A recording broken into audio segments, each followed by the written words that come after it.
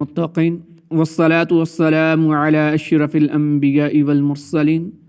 اما بعد فاعوذ باللہ من الشیطان الرجیم بسم اللہ الرحمن الرحیم اللہم صلی علی سیدنا و مولانا محمد النبی الامی وعلی آلہ وصحبہ وبارک وسلم۔ اللہ رب العالمین سورہ بنی اسرائیل آیت نمبر 86 اور 88 کے اندر 87 کے اندر ارشاد فرما رہا ہے وَلَئِن شِئْنَا لَنَذْهَبَنَّ بِالَّذِي أَوْحَيْنَا إِلَيْكَ ثُمَّ لَا تَجِدُ لَكَ بِهِ عَلَيْنَا وَكِيلًا إِلَّا رَحْمَةً مِّن رَّبِّكَ إِنَّ فَضْلَهُ كَانَ عَلَيْكَ كَبِيرًا۔ اور اگر ہم چاہتے تو ہم جو آپ کی طرف وحی بھیجتے ہیں اسے لے جاتے، پھر تم اپنے لیے اس پر ہمارے حضور کوئی دلیل نہ پاتے مگر تمہارے رب کی رحمت ہی ہے، بے شک تمہارے اوپر اس کا بڑا فضل ہے۔ وَلَوْ شِئْنَا، اور اگر ہم چاہتے۔ ان آیات مقدسہ کا خلاصہ یہ ہے کہ اگر ہم چاہتے تو اس قرآن کو جو کہ شفا اور مومنوں کے لیے رحمت ہے اور ان تمام علوم کا جامع ہے جو آپ کو عطا کیے گئے، اسے سینوں اور صحیفوں سے محو فرما دیتے، پھر آپ کوئی وکیل نہ پاتے جو ہماری بارگاہ میں آپ کے لیے اس قرآن کو لٹا دینے کی وکالت کرتا۔ لیکن آپ علیہ السلام کے رب کی رحمت ہی ہے کہ اس نے قیامت تک اسے باقی رکھا اور ہر طرح کی کمی پیشی اور تبدیلی سے محفوظ فرما دیا۔ اور یہ اللہ رب العالمین کا احسان در احسان ہے کہ اس نے پہلے قرآن نازل فرما کر احسان عظیم فرمایا اور پھر اسے محفوظ فرما کر اور قیامت تک باقی رکھ کر احسان فرمایا۔ اے حبیب صلی اللہ علیہ وآلہ وسلم، بے شک تمہارے اوپر اللہ رب العالمین کا بڑا فضل ہے کہ اس نے آپ پر قرآن کریم نازل فرمایا، آپ کو تمام بنی آدم کا سردار اور خاتم النبیین کیا اور مقام محمود عطا فرمایا۔ علامہ احمد ساوی رحمۃ اللہ علیہ نے اس آیت کا معنی یہ بیان کیا ہے کہ اے لوگوں، قرآن کے احکام پر پابندی سے عمل کرو اور اس میں کمی کرنا چھوڑ دو، کیونکہ ہم اسے تمہارے سینوں اور صحیفوں سے لے جانے پر قادر ہیں، لیکن قیامت تک آنے تک اسے باقی رکھنا ہماری تم پر رحمت ہی ہے، اور جب قیامت قریب آئے گی تو ہم اسے سینوں اور صحیفوں سے محو فرما دیں گے۔ اگلی آیت کے اندر اللہ رب العالمین ارشاد فرما رہا ہے قُلْ لَئِنِ اجْتَمَعَتِ الْإِنسُ وَالْجِنُّ عَلَىٰ أَن يَأْتُوا بِمِثْلِ هَٰذَا الْقُرْآنِ لَا يَأْتُونَ بِمِثْلِهِ وَلَوْ كَانَ بَعْضُهُمْ لِبَعْضٍ ظَهِيرًا۔ تم فرماؤ، اگر آدمی اور جن سب اس بات پر متفق ہو جائیں کہ اس قرآن کی مانند لے آئیں تو اس کا مثل نہ لا سکیں گے، اگرچہ ان میں ایک دوسرے کا مددگار ہو۔ قل، تم فرماؤ، یعنی اگر تمام جن و انس اس بات پر متفق ہو جائیں کہ فصاحت و بلاغت، حسن ترتیب، علوم غیبیہ اور معارف الہی وغیرہ میں سے کسی کمال میں قرآن کے برابر کوئی چیز لے آئیں تو وہ ایسا نہ کر سکیں گے۔ مشرکین نے کہا تھا کہ ہم چاہیں تو اس قرآن کی مثل بنا لیں۔ اس پر یہ آیت کریمہ نازل ہوئی اور اللہ تبارک و تعالیٰ نے ان کی تکذیب کی کہ خالق کائنات کے کلام کی مثل مخلوق کا کلام ہو ہی نہیں سکتا۔ اگر وہ سب باہم مل کر کوشش کریں جب بھی ممکن نہیں اس کلام کی مثل لا سکیں۔ چنانچہ ایسا ہی ہوا کہ تمام کفار عاجز ہوئے اور انہیں رسوائی اٹھانا پڑی اور وہ ایک سطر بھی قرآن کریم کی مثل اور مقابل بنا کر پیش نہ کر سکے۔ وَلَقَدْ صَرَّفْنَا لِلنَّاسِ فِي هَٰذَا الْقُرْآنِ مِنْ كُلِّ مَثَلٍ فَأَبَىٰ أَكْثَرُ النَّاسِ إِلَّا كُفُورًا۔ اور بے شک ہم نے لوگوں کے لیے اس قرآن میں ہر طرح کی مثال بار بار بیان کی ہے، تو اکثر لوگوں نے ناشکری کرنے کے علاوہ نہ مانا۔ وَلَقَدْ صَرَّفْنَا لِلنَّاسِ، اور بے شک ہم نے لوگوں کے لیے بار بار بیان کی ہے۔ علامہ اسماعیل حقی رحمۃ اللہ علیہ نے فرمایا ان آیات سے 3 باتیں معلوم ہوئیں۔ پہلی بات کہ قرآن کریم اللہ رب العالمین کی بڑی عظیم اور جلیل نعمت ہے، اس لیے ہر عالم اور حافظ پر لازم اور ضروری ہے کہ وہ اس نعمت کا شکر ادا کرے اور اس کے حقوق ادا کرنے پر ہمیشگی اختیار کرے۔ نمبر 2، انسان اور اس کے علاوہ کسی اور مخلوق میں یہ طاقت نہیں کہ وہ ایسا کلام پیش کر سکے جو اللہ تعالیٰ کے کلام کی طرح جامع ہو، اس کی عبارت، الفاظ کی عمدگی، فصاحت انتہا کو پہنچی ہوئی ہو۔ اور تیسری بات کہ اکثر لوگ اللہ تعالیٰ کی نعمتوں کی قدر نہیں پہچانتے اور اللہ تعالیٰ کی طرف سے کی جانے والی تنبیہات سے تنبیہ حاصل نہیں کرتے، اسی لیے 1000 میں سے ایک شخص جنت میں جائے گا اور باقی جہنم میں جائیں گے، اور یہ وہ لوگ ہوں گے جنہوں نے حق بات سے اور اسے سیکھنے سے اعراض کیا ہوگا۔ اگلی آیات مقدسہ کے اندر اللہ فرما رہا ہے وَقَالُوا لَن نُؤْمِنَ لَكَ حَتَّى تَفْجُرَ لَنَا مِنَ الْأَرْضِ يَنبُوعًا أَوْ تَكُونَ لَكَ جَنَّةٌ مِّن نَخِيلٍ وَعِنَبٍ فَتُفَجِّرَ الْأَنْهَارَ خِلَالَهَا تَفْجِيرًا أَوْ تُسْقِطَ السَّمَاءَ كَمَا زَعَمْتَ عَلَيْنَا كِسَفًا أَوْ يَأْتِيَ بِاللَّهِ وَالْمَلَائِكَةِ قَبِيلًا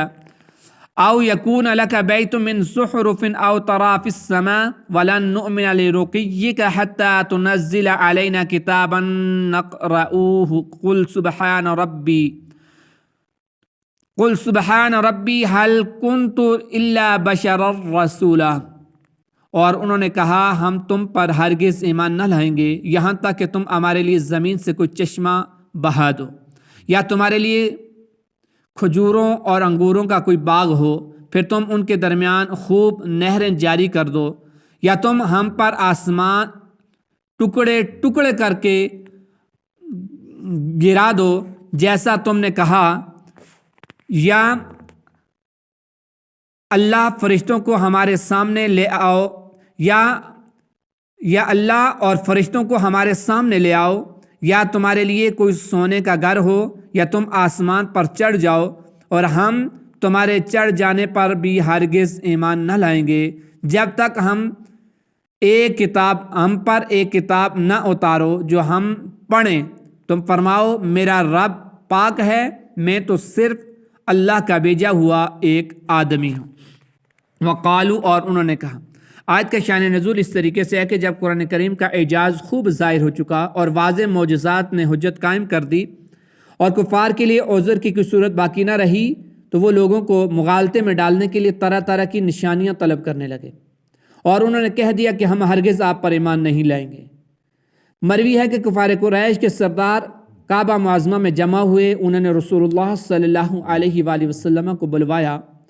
حضور علیہ السلام تشریف لائے تو انہوں نے کہا کہ ہم نے آپ کو اس لیے بلایا ہے کہ آج گفتگو کر کے آپ سے معاملات طے کر لیں، تاکہ ہم پھر آپ کے حق میں کوئی بھی کارروائی کرنے میں معذور سمجھے جائیں۔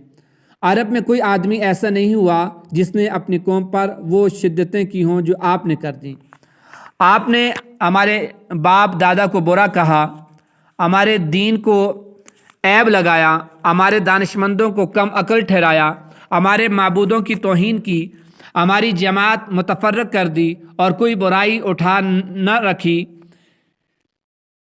سب کچھ آپ نے کیا، یہ بتاؤ کہ اس سے تمہارا غرض کیا ہے؟ اگر تم مال چاہتے ہو تو ہم تمہارے لیے اتنا مال جمع کر دیں کہ ہماری قوم میں تم سب سے زیادہ مالدار ہو جاؤ، اور اگر اعزاز چاہتے ہو تو ہم تمہیں اپنا سردار بنا لیں، اور اگر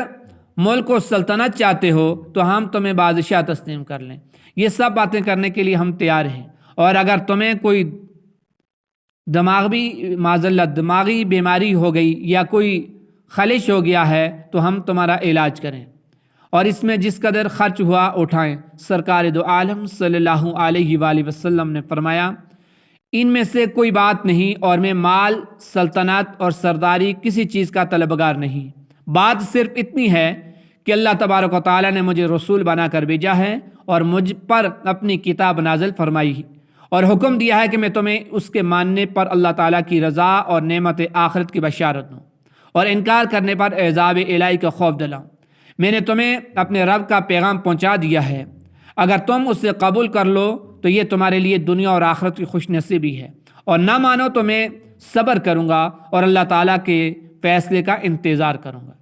اس پر ان لوگوں نے کہا ہے محمد صلی اللہ علیہ وسلم، اگر آپ ہماری معروضات کو قبول نہیں کرتے تو ان پہاڑوں کو ہٹا دیجئے اور میدان صاف کر دیجئے، نہریں جاری کر دیجئے، ہمارے مرے ہوئے باپ داداؤں کو زندہ کر دیجئے، ہم ان سے پوچھ دیکھ کے آپ جو فرماتے ہیں کیا وہ سچ ہے؟ اگر وہ کہہ دیں گے تو ہم مان لیں گے۔ اللہ کے نبی علیہ الصلوۃ والسلام نے فرمایا، میں ان باتوں کے لیے نہیں بھیجا گیا، اور جو پہچاننے کے لیے میں بھیجا گیا تھا وہ میں نے جو پہنچانے کے لیے میں بھیجا گیا تھا وہ میں نے پہنچا دیا۔ اگر تم مانو تو تمہارا نصیب، اور نہ مانو تو میں خدائی فیصلے کا انتظار کروں گا۔ کفار نے کہا، پھر آپ اپنے رب سے عرض کر کے ایک فرشتہ بلوا لیجئے جو آپ کی تصدیق کرے، اور اپنے لیے باغ، محل اور سونے چاندی کے خزانے طلب کیجئے۔ رسول کریم صلی اللہ علیہ وسلم نے فرمایا کہ میں اس لیے نہیں بھیجا گیا، میں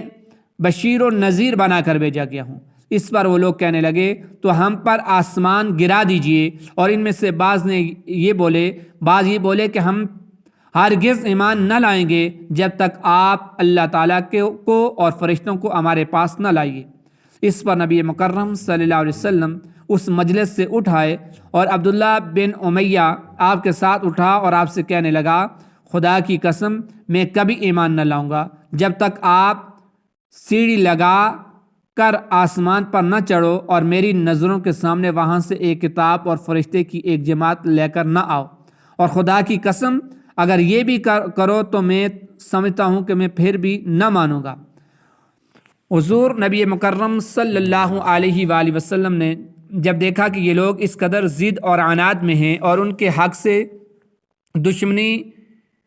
حد سے گزر گئی ہے، تو آپ علیہ الصلوۃ والسلام کو ان کی حالت پر رنج ہوا۔ اس پر یہ آیت کریمہ نازل ہوئی، قل سبحان ربی، تم فرماؤ میرا رب پاک ہے۔ کفار کے تمام مطالبات کے جواب میں نبی مکرم صلی اللہ علیہ وسلم کو ایک ہی جواب دینے کا ارشاد فرمایا گیا کہ آپ ان سے کہہ دیجئے کہ میرا کام اللہ رب العالمین کا پیغام پہنچا دینا ہے، وہ میں نے پہنچا دیا، اور جس قدر معجزات و آیات یقین و اطمینان کے لیے درکار ہیں ان سے بہت زیادہ میرا پروردگار عز و جل ظاہر فرما چکا، لہذا حجت پوری ہو چکی ہے۔ اب یہ سمجھ لو کہ رسول اللہ صلی اللہ علیہ وسلم کے انکار کرنے اور آیات الہیہ سے مکرنے کا کیا انجام ہوتا ہے۔ اللہ رب العالمین ہمیں صحیح معنوں کے ساتھ اس قرآن کو سمجھنے، اس کے تقاضوں کو پورا کرنے کی توفیق عطا فرمائے۔ وما علیہ الا البلاغ۔